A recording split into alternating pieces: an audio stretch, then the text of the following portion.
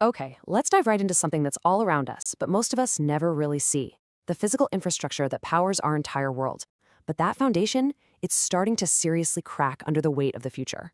By 2025, analysts are predicting there'll be a mind-boggling 27 billion connected Internet of Things devices online. And every single one of them is chattering away, sending and receiving data, and putting a kind of pressure on our digital backbone that it was never designed to handle. At the exact same time, our hunger for electricity is just exploding. It's all creating this insane surge in demand on a power grid that, let's be honest, is decades old in most places.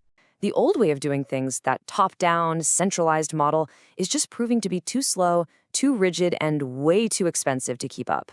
Well, the logical first step has been to try and make our existing systems a little smarter.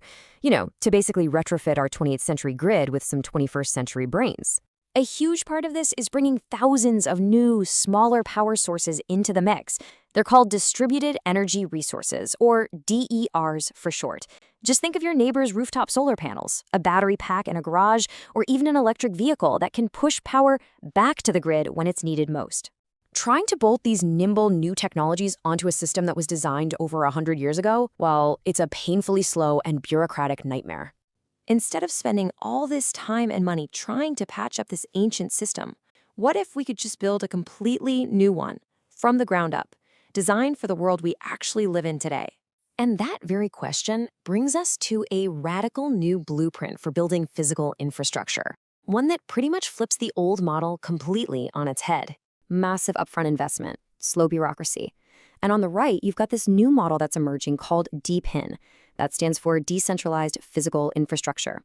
So what in the world are DePINs? Well, simply put, they're real-world infrastructure networks that are built, operated, and owned by a community. Now, this might sound a little bit abstract, so let's look at some real-world examples that are already up and running today. You've got Helium, which pays regular people in tokens to set up little 5G hotspots in their homes. Then you've got HiveMapper, which pays drivers to use a special dash cam to build a global map. Let's just zoom in on Helium Mobile for a second, because it's a fantastic case study. Now, how is that even possible? Well, instead of building billions of dollars of their own cell towers, they pay regular people in tokens to run these mini 5G hotspots. It creates this amazing economic flywheel where everybody wins. So here's the really crucial point. This model allows for unbelievably fast growth. It represents a truly fundamental shift in how we can build, fund, and operate the physical world all around us. So, if you take away one thing from all this, it should be this.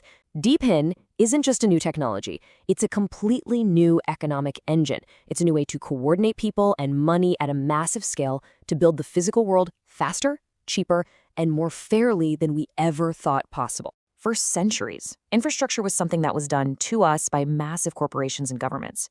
But what happens when anyone, anywhere, can become a builder?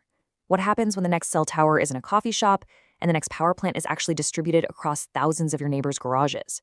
That's the world DePIN is starting to build.